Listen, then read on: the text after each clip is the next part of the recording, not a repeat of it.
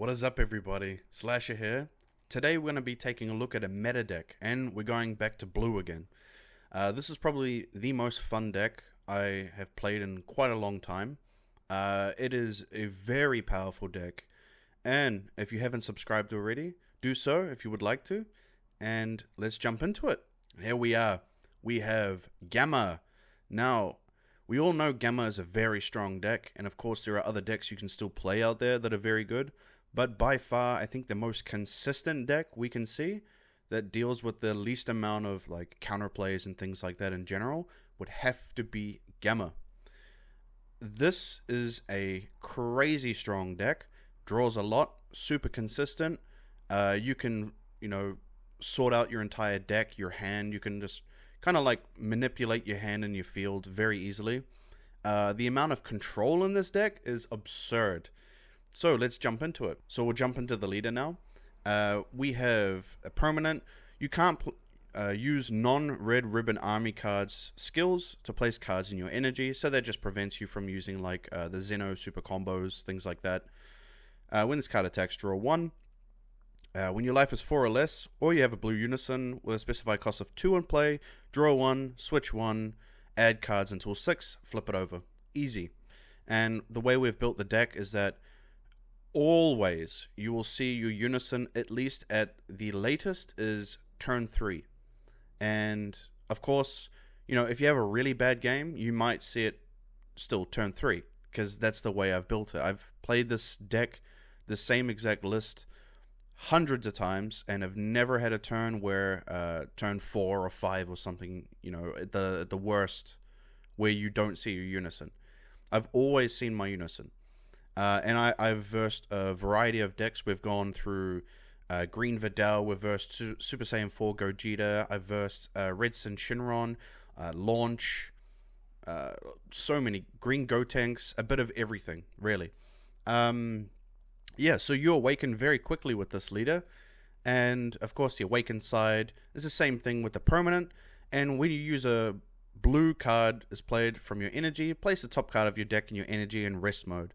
And then, of course, the other auto, add 3 blue android cards from your energy to your hand at the end of your turn, draw 1, add 3 cards that are android from your hand into your energy until the end of your opponent's next turn. You can't activate skills of non-android battle cards with an energy cost of 7 or less in any area. So that just prevents you from, using, say, hypothetically, some sort of Yamcha counterplay or something, because you can't use the skills of that then. And then we have for the list 4 dimension magics. It seems like a lot. I mean, a lot of people are running either 2, sometimes 3. I believe 4 is a smarter option to do because of some of the things that we're trying to do here. We've got Chilled Army Reinforcements, just the 1 copy. It kind of helps you if you're sitting at 5 and you need to self-awaken. If you see it in your hand, it's great. If not, doesn't matter.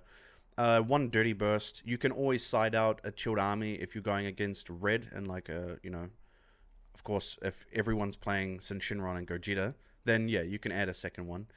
But I think 1 is enough. I've had plenty of times where I see it in my hand and I use it. By the time you're probably at like 5 or 6 energies with this deck, you're going to be thinning out your deck very quickly. So you're going to see it in your hand always at that point. Android 14. So I'm running 4 copies.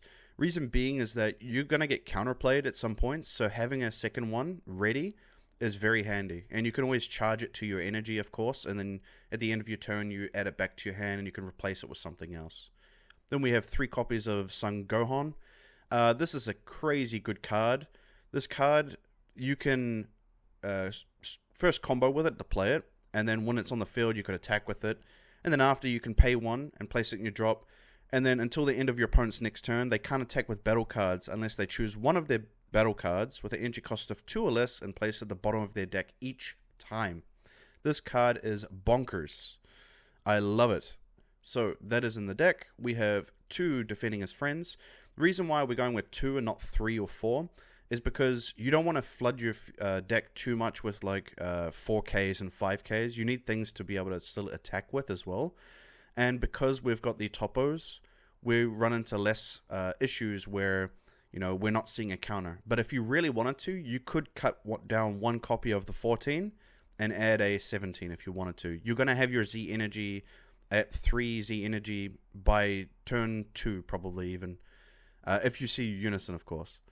And then we've got Let the Battles Begin. Now, this is a crazy good counterplay. We've looked at this before in other videos. This card is just going to stop the card being played, and it's placed at the bottom of its owner's deck instead. Still costs you 1 energy to play, but it's a very good card, and it's a blocker. So even if your opponent's playing something, and say it's got Deflect or that, you could still just play this card, and now you've got a blocker on the field. Now, we've got one Golden Avenger. It is just a very, very good card to have for the deck. If you're going to go for a game, and you're going to swing with, let's say, your Cell, right? You could still counter with this card, so it is just a great card to have overall. Gets rid of cards ignoring barrier, and it's a triple strike itself. So it's a good card. And then we have, of course, for some drawing for the deck. This you're going to see probably turn 1 or 2. This can search for your Unisons for you, which is fantastic. You can also, because you have to place it from your hand into your drop in order to search. Now that you have a Unison on the field, when you, let's say, attack with your leader or your Unison, you can now use your Unison's ability to boost with a card from your drop, and you can boost with this, and then you charge it to your Z energy. So you're using every single card in this deck, which is just awesome. Everything is being utilized. And then we have 2 Draw Apes. I've been using the counter for a long time. I'll put it somewhere here so you can see it. I do like the card, but I felt that it worked better having more Dimension Magics to restand energy and be able to use it for free if I really need to in that critical situation. And having the draw of the Draw Apes was just also very good, because there were times where I just didn't need to draw and I could still just, use it as a boost for extra damage. And then we've got the 4 super combos. This is a great card. I mean, 4 or less life. It's an android, so you can search for it, which is awesome. Then we've got the Realm of Gods. I've been using this a lot for early game as well. If you're just wanting to keep some cards in your hand, so let's say turn 1, you charge something for an energy, you're just leaving that energy open. Your opponent's attacking you. You can just boost with this, get rid of their 2 or less card, and you get to draw a card, which is just perfect. So we have 2 copies of them. We've got the 1 Boo. Of course, if you see this, try to play it. It's just crazy good. At the end of your turn, now you're going to stand 4 energies. And you get to draw 1 off this, which is just crazy. And then we've got our Unison for the deck. Now, this is just such a good Unison. You're going to, as I said before, you can boost with your cards from your drop. So you're going to constantly be charging your Z energy without having to waste your hand down as well. And then, of course, if you -4, this card gets 10k in dual attack. So it's going to be a 25k dual attack, which you use quite often as well when you get later in the game. So like, say, turn 5, turn 6, or probably even turn 4 even. It is just such a good card. You never have a problem with drawing with this deck. You always draw cards. We have the Rebellious Will. We're running 4 copies. Of course, it's just a crazy good card that is barrier. And yeah, it's a 15k beat stick. And then, of course, you use your Unison's ability. Now you're going to be a 20k beat stick. And then, of course, you can use this to help filter out your energy as well, using its ability to place this card. When you play it from your energy, you can look at the top 5 and then replace something from your energy. And then you put the rest in your deck and shuffle it. So it's just good for filtering. Same with the Rebellious Will, same ability as well. But instead of barrier, this one is critical. So it's less relevant to use, but if you see it, it's a great card to use. And then we've got our 17-18. This is such a good card. Energy cost higher or equal to their energy. You can bottom deck their card. And it's a dual attack, deflect, 20k. Just monster. It's awesome. You're gonna probably play it every game. It's just such a good card. We have our Cell, the ultimate bio android. Now this thing is also bonkers. If they use a counter against you when you attack with this card, they have to bottom deck a card from their hand. It costs 4 energy and it's going to cost 1 green, but that's easy to do. We've got our multicolor in the deck, and you're always going to have 1 in your energy, which is never a problem. When this card is played, choose all your opponent's battle cards and place them at the bottom of its owner's deck. And then for the turn, you're going to be a double strike, dual attack, deflect. And then after that, it's just a dual attack, deflect. And then, of course, we were running the 1 Gamma. You can put the Android 18, the one that can top 5 in search, the multicolor. But I prefer this just because your early game, having something on the board as well is pretty handy. So being able to play this from my hand and then draw one is just great. And then later on, if you, let's say you don't have it on turn 1 or turn 2 or turn 3 or whatever, you can still charge it in your Z energy and still play something if you need to, just for that 1 energy. And then it's, of course, if you're both of your leaders' backsides are facing, is it front sides? If no players have leader cards front side facing up, yeah, and your opponent has 3 or more energy, this card gets 16k power and critical until the start of your next main phase. So this is still a very, very good card. And then we've got the one of Gohan. This will be costing 3 energy, and it's going to be a triple attack, 20k deflect. And then when you play this card, they place a card from their battle area and they drop into the bottom of the owner's deck. And of course, the great thing about this card is that when you're charging it in your Z energy, you can pay 1, choose one of their cards, energy cost of 5 or less, and they place it at the bottom of its owner's deck. So it's a very, very, very good card to use against them. And then, of course, for the ultimate, we're running the Beyond the Ultimate, the Beast Gohan, the one and only. This card is so good for this deck because you can play your Cell, and then you can attack twice with your Cell. Your opponent's probably going to end up countering, so they're now going to have to bottom deck a card from their hand. You've also cleared their field because of playing Cell from your energy. And then you can play this card for 2. You can now restand your Cell, and then also you can restand this card as well. And if you do that, this card will get critical. And then on top of that, if your opponent has more cards in their hand than you at that point, they now have to crit a life, and you get rid of all their cards ignoring barrier, including their unisons. And then for the Z deck, this is the tools for the deck, which is the best part for this deck. You can add whatever you want into your main deck, make it work the way you want it to.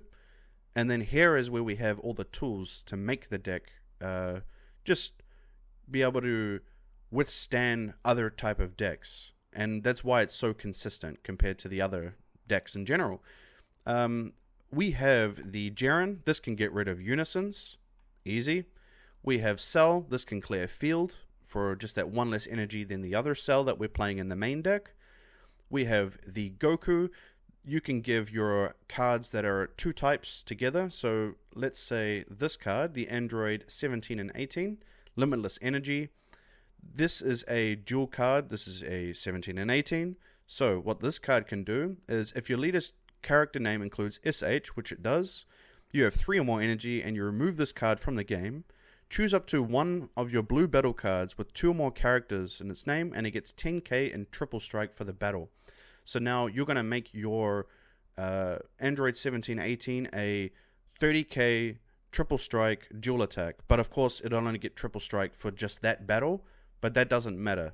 It's just so, so good to have. And then, of course, for this card, we have the if your leader is mono blue, when this card is played, if your opponent has 11 or more cards in their hand, they place cards in their hand at the bottom of their deck in any order until they have 10 remaining.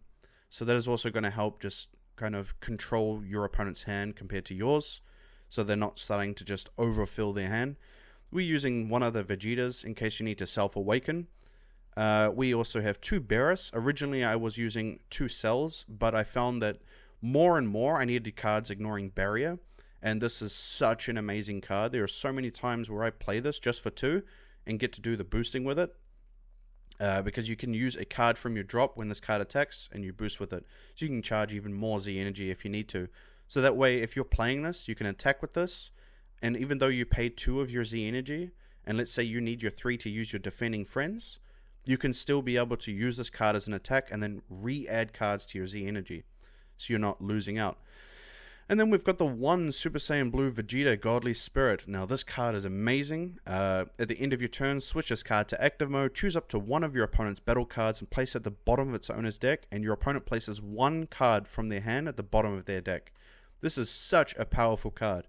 This is also another way you can do it, is play this, attack with it, and then use your Beast Gohan ultimate to be able to restand this card and then attack again if you wanted to.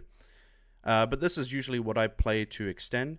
But of course, you have to be careful when you know you're versing green. They're probably going to do a Fated Rivals, so you don't want to just pay your whole 5 energy, pay 3 energy, play this just for them to get rid of it the next turn. So you want to be a bit cautious when or where to play this. But this is the deck overall. And I would say probably for turns 1, 2, and 3, and a little bit of 4, I would say, use your 14 and 15 activate main to draw. If no 14 or 15, just defensive turns, use your Barris to try and, draw off it and get rid of cards. Try to get your Unison. That is very important. That's the main thing we want to look for. So during your mulligan as well, try to get your Unison in your hand. That is very important. It doesn't matter if they end up removing your Unison, let's say turn 2 or turn 3. Sometimes that can just happen. You're going to see another one. But it's more about trying to get your Awaken first of all. And of course, turn 2, if you see your Unison, play it. If you're versing less aggressive decks, then Awaken. And use your Great Apes to draw if you need to as well. Then turn 3, you can play your Unison against less aggressive decks, and then Awaken. Play your 17 from your energy or your multicolor 17, 18. Try to clear all the higher energy cost cards. If you're versing like Sin Shinron, where they play their 4-cost double strike cards. And then of course turn 4, if going aggressive, play your Cell Boss Monster to clear the field and deal damage as much as you can, because you want to start being more aggressive. And then of course play more androids that you have from your energy or from your hand. It doesn't really matter. But just don't overfill your field, because you don't want them to just clear everything and now you're resetting again, but you've just lost half of all your androids from your deck. And then of course play your Barrier battle card to get rid of cards ignoring barrier. Pretty handy by turn 4.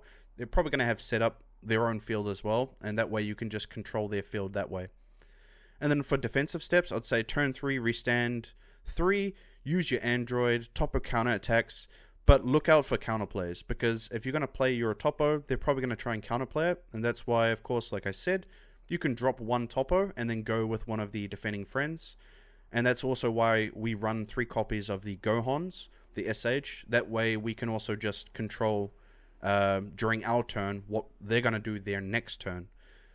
And for tips, I would say when using your 14 and 15 from your drop as a boost, try to add it to your Z energy, because you want to get your Z energy quickly for this deck. Don't overextend your battle area. It's very important you don't do that. When using battle cards to counterattack, try to have an 18 counterplay in hand, because you want to avoid getting counterplayed every single time you play stuff.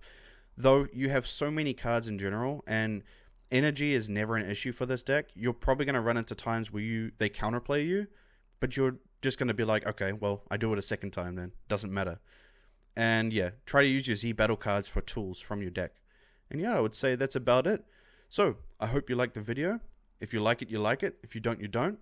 Thanks for watching. Peace! Links to the deck will be in the video description.